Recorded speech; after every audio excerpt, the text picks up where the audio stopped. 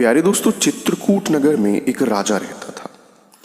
अब एक दिन की बात है, वह राजा शिकार खेलने के लिए जंगल में गया। घूमते घूमते वह रास्ता भूल गया और अकेला रह गया।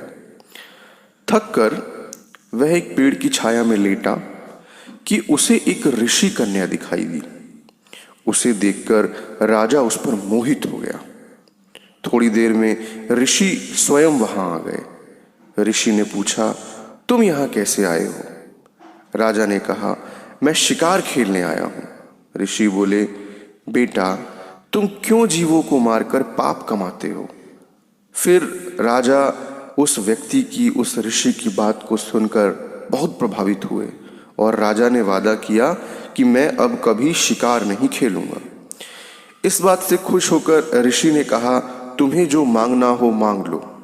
राजा ने ऋषि कन्या मांगी और ऋषि ने खुश होकर दोनों का विवाह कर दिया। राजा जब उसे लेकर चला तो रास्ते में एक भयंकर राक्षस मिला। मैं तुम्हारी रानी को खाऊंगा। अगर चाहते हो कि वह बच जाए तो 7 दिन के भीतर एक ऐसे ब्राह्मण पुत्र का बलिदान करो जो अपनी इच्छा से अपने को दे और उसके माता पिता उसको मारते समय उसके हाथ पैर पकड़े। अब डर के मारे राजा ने उसकी बात मान ली। वह अपने नगर को लौटा और अपने दीवान को सारा हाल कह सुनाया। दीवान ने कहा, आप परेशान ना हो, मैं उपाय करता हूँ। इसके बाद दीवान ने 7 बरस के बालक की सोने की मूर्ति बनवाई और उसे कीमती गहने पहनाकर नगर नगर और गांव गांव घुमवाया।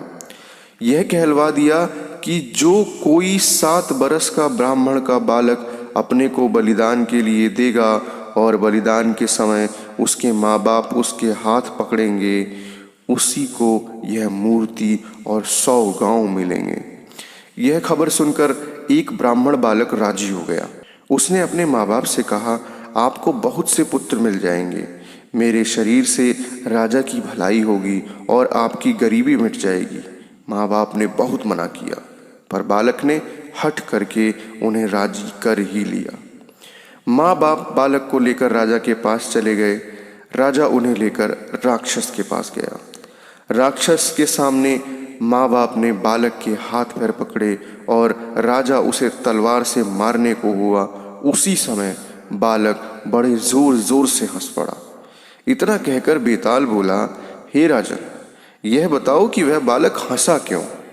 राजा ने फौरन उत्तर दिया, इसलिए कि डर के समय हर आदमी रक्षा के लिए अपने माँ बाप को पुकारता है। माता पिता ना हो तो पीड़ितों की मदद राजा करता है। राजा ना कर सके तो आदमी देवता को याद करता है। पर यहाँ तो कोई भी बालक के साथ ना था। माँ बाप हाथ पकड़े हुए थे, राजा तलवार लिए खड़ा था और राक्षस भक्षक हो रहा था। ब्राह्मण का लड़का परोपकार के लिए अपना शरीर दान दे रहा था। इसी हर्ष और अचरज से वह हंस पड़ा। इतना सुनना था कि बेताल अंतर ध्यान हो गया और जाकर फिर से पेड़ पर लटक गया। राजा लौटकर फिर से उसे लाया और रास्ते में बेताल ने एक नई कहानी शुरू कर दी। तो दोस्तों, मिलते हैं कहानी के अगले भाग में। तब तक के लिए धन्यवाद।